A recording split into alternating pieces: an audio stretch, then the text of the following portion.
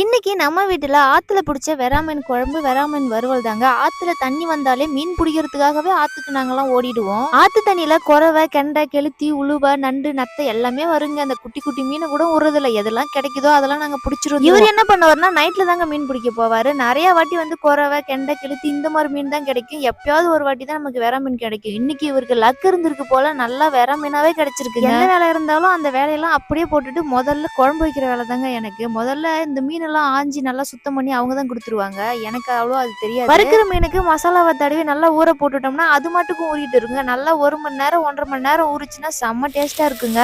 சோறு ஆக்கிட்டு குழம்பு வச்சுட்டு எல்லா வேலையும் முடிச்சுட்டு கடைசியா தாங்க மீனை வறுப்பேன். ரொம்ப காலமா இந்த குண்டால தாங்க மீன் குழம்பு வச்சுட்டு இருக்கிறேன். கிடைச்ச ஒரே ஒரு குறவையும் ஒரே ஒரு இறாடும் அதையும் விடுறதில்ல. எல்லாத்தையும் குழம்புல போட்டு கொதிக்க வச்சா இந்த குழம்பு ரெடி ஆகிறதுக்கு 1 மணி நேரத்துக்கு மேல ஆகுங்க. அப்பதான் இந்த குழம்பு சூப்பரா இருக்கும். வெறா மீனை போட்டு நல்லா 1/4 மணி நேரத்துக்கு மேலேயே கொதிக்க வைக்கலாம். வெறா மீன் குழம்புல கரையவே கரையாது. மற்ற மீன் எல்லாம் அதிகமா கொதிச்சா கரைஞ்சிரும்.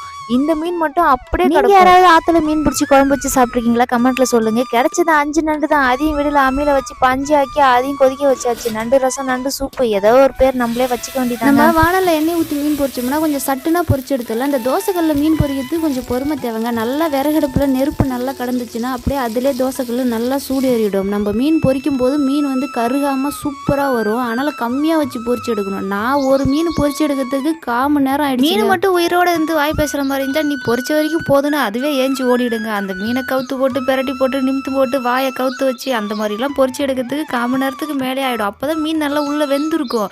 ஆக மொத்தத்தில் இந்த சோறு, குழம்பு, மீன் வறுத்தது எல்லாம் இலக்கி வரத்துக்கு ஒரு 2 மணி நேரம் ஆகும். இந்த மீன் வறுவல் உங்களுக்கு பிடிச்சிருந்தா கமெண்ட்ல சொல்லுங்க. இன்னைக்கு 3 வேளையுமே சோறு இந்த மீன் குழம்புல தாங்க.